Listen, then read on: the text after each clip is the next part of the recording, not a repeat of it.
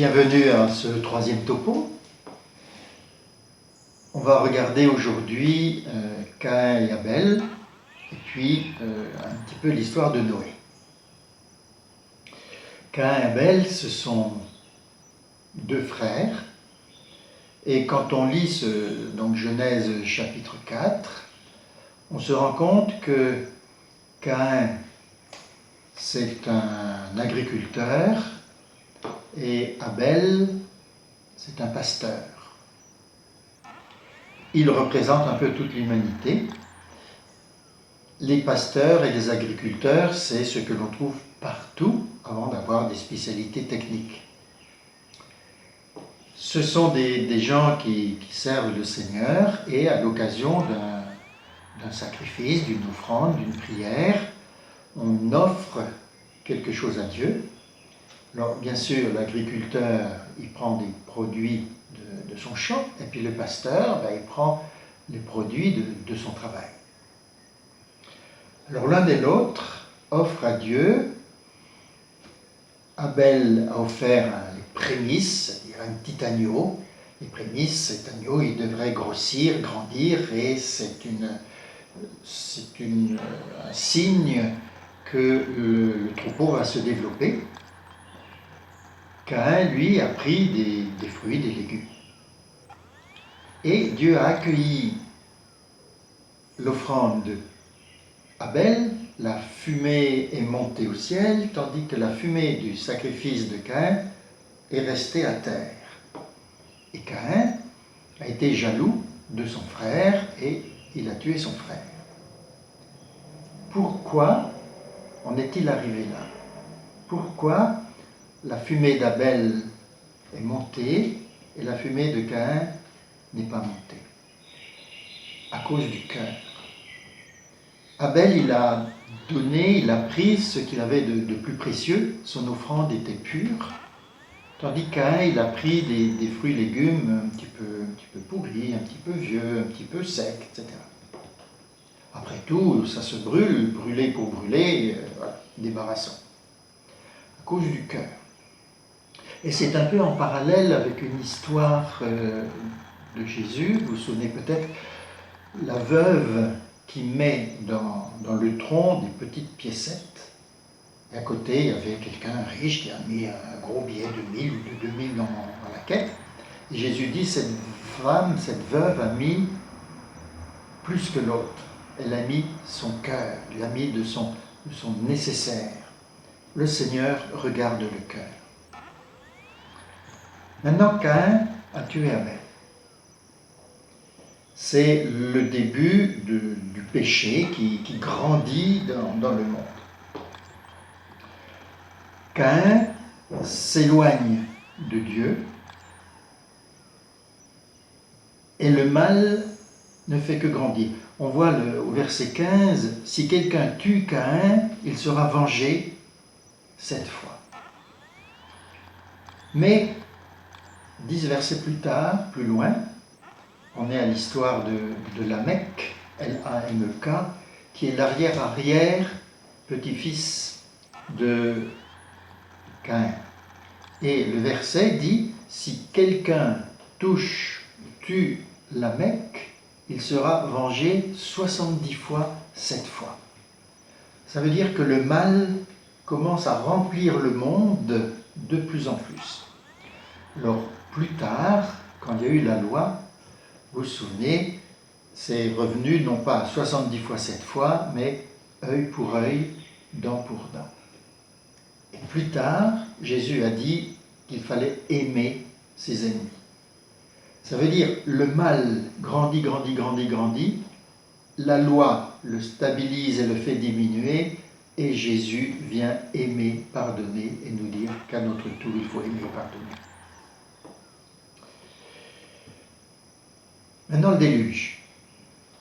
Pourquoi il y a eu ce déluge? Justement, le mal grandissant, il a occupé toute la terre. Alors, l'histoire de Noé, l'histoire du déluge, c'est aussi un conte, une fable pour nous faire comprendre quelque chose. Là, les choses ne sont pas passées comme ça. Imaginez quelqu'un qui doit construire un bateau pour mettre dans ce bateau un couple de chaque espèce humaine. Alors ça va aussi bien du loup avec l'agneau, ça va aussi bien du lièvre et de la tortue que du crocodile ou du lion avec les moutons. Humainement, ça ne peut pas marcher. Et puis il faut y mettre les microbes aussi, c'est des petites bêtes. Il n'y a que les poissons qui étaient contents finalement dans l'histoire. Plus la nourriture, plus... Voilà. Mais qu'est-ce que cette histoire veut nous donner? Le mal remplissant le monde, tout le monde a fait tout et n'importe quoi. Mais il y avait une famille qui était restée fidèle au Seigneur, la famille de Noé. Et symboliquement, le Seigneur dit « Aïe, ça me fait mal au cœur de voir que tous les hommes ne suivent pas ma loi, il faut faire quelque chose. » Noé est un fidèle, un amoureux de Dieu. Et le Seigneur lui dit « Écoute, je vais te protéger. Construis cette arche. » Et voilà. L'eau est tombée, jusqu'à pendant des jours et des jours. Dans ce récit de Noé, il y a aussi un mélange de traditions, je vous le disais l'autre jour, de traditions sacerdotales du VIe siècle, puis de traditions yaviste du Xe siècle. Il y a deux, trois petites incohérences. Un parle d'un couple, l'autre parle d'une paire. Un dit c'est un déluge qui dure pendant des jours, l'autre parle d'une pluie, mais peu importe. L'essentiel de l'histoire, c'est que cette famille a été sauvée. Et le déluge, il va durer 1 an et 11 jours. On voit ça au chapitre 6, au verset 14. Pourquoi? Pourquoi 11 jours? C'est la différence qu'il y a entre une année lunaire et une année solaire. Voilà. Dieu replonge la terre dans l'abîme, dans le tohu-bohu, voilà. Et à la fin, les choses reviennent en beauté, en paix, en sérénité. La création est sauvée, tous les animaux sortent de l'arche. Noé rend un sacrifice, il rend grâce à Dieu. Et on voit bien dans le chapitre 6, il y a un vent créateur, le souffle de Dieu qui passe. Puis dans le chapitre 9, verset 1, une nouvelle bénédiction. Puis la sortie de l'arche dans un monde nouveau. Dieu fait une alliance gratuite avec toute l'humanité. Et le signe de cette alliance, c'est l'arc-en-ciel. Cette beauté d'arc-en-ciel qui fait le lien entre Dieu et les hommes. Le déluge n'est pas une punition de Dieu, mais c'est une conséquence de notre péché. Si nous nous détournons de Dieu, si je veux être Dieu à la place de Dieu, mon cœur va à sa perdition. Et je m'enferme dans mon égoïsme, dans mon moi-je. Par contre, cette alliance nouvelle symbolisée par l'arc est le signe que Dieu ne nous abandonne pas. Et des alliances, il va y en avoir tout le temps dans l'Ancien Testament pour terminer avec cette alliance nouvelle et éternelle faite par Jésus, le Sauveur.